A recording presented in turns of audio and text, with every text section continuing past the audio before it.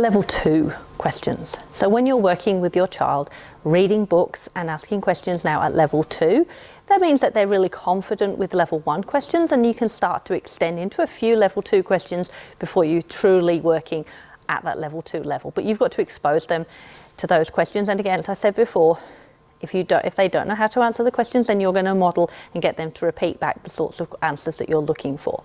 So when we get to level 2, instead of it just being about explicitly what is just there, we're now going to talk about the things that are on that page. Not just, what animal is this, but tell me, what is an owl? Explain what an owl is. How is an owl different maybe from a dog? How is an owl different from another type of bird? The objects are still present, and the child still needs to look at that now in a bit more detail. The information that you're looking for may not all be on the page, but it will be directly apparent, so nothing too tricky. And the child will need to select what it is they actually need to be looking at. Often there's lots of things on the page to look at. They now need to attend in a bit more detail, which is a little bit developmentally more challenging. And some of the things we're going to now ask them to do is to do a little bit more analysis of what they're seeing in those books and discussing. So things that you can do at level 2. Describe something which is happening in the story. Maybe you can ask them to recall some information. So who was it? What were they doing? Where were they? Keep it to those really simple questioning ones. Avoid how and why. They're for level 3 and level 4. You may ask them to finish a sentence. So the bear was cranky because.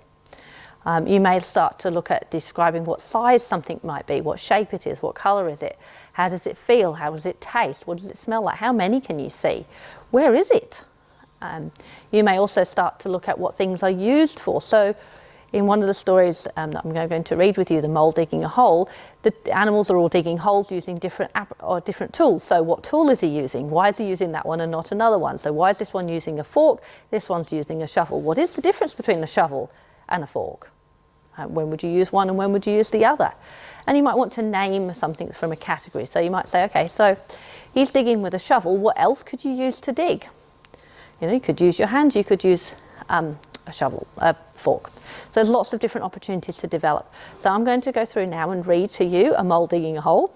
And as I said before in level 1, I'm going to give you lots and lots of examples of questions at level 2. You do not need to use all the questions, but just to give you lots and lots of examples of what level 2 questions are like.